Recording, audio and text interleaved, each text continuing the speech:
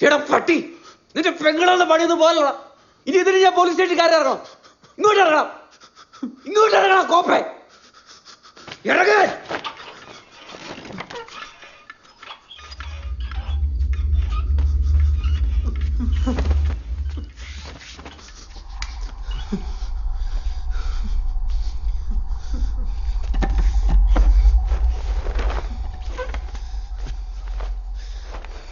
കോപ്പ് ആകെപ്പാടുള്ളൊരു നല്ല കയ്യിലായിരുന്നു.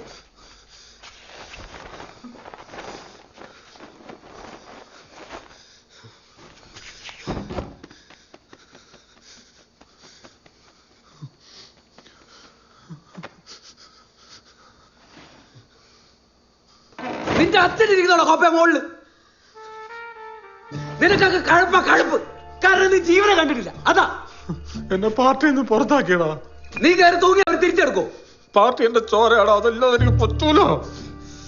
എടാ പുറത്താക്കാൻ ഒരു വാതിലുണ്ടെങ്കിൽ തിരിച്ചെടുക്കാൻ വേറൊന്ന് കാണും. മനുഷ്യന്മാർ ചേരുന്ന ആളാ പാർട്ടി. പല അഭിപ്രായങ്ങൾ ഉണ്ടാകുമ്പോഴാ ചട്ടക്കൂടുകൾ ഉണ്ടാവുന്നു. അത് നിനക്ക് വേണ്ടി അയ്യും. നീ കാത്തിരിക്കും.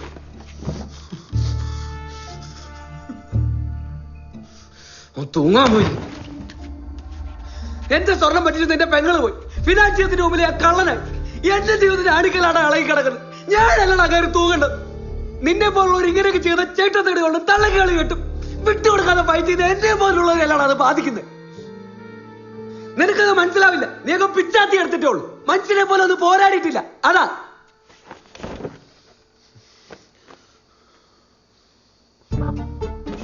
എടാ, നമ്മുടെ കാരണവന്മാരായിട്ട് 10 പൈസ നമുക്ക് ഉണ്ടാക്കി തന്നിട്ടില്ല. പക്ഷെ നമ്മൾ പിഴയ്ക്കും. കിട്ടുന്ന സിറ്റുവേഷനിലെല്ലാം എൻജോയ് ചെയ്യും, അല്ലാത്ത സിറ്റുവേഷനിലെല്ലാം ഫൈറ്റ് ചെയ്യും.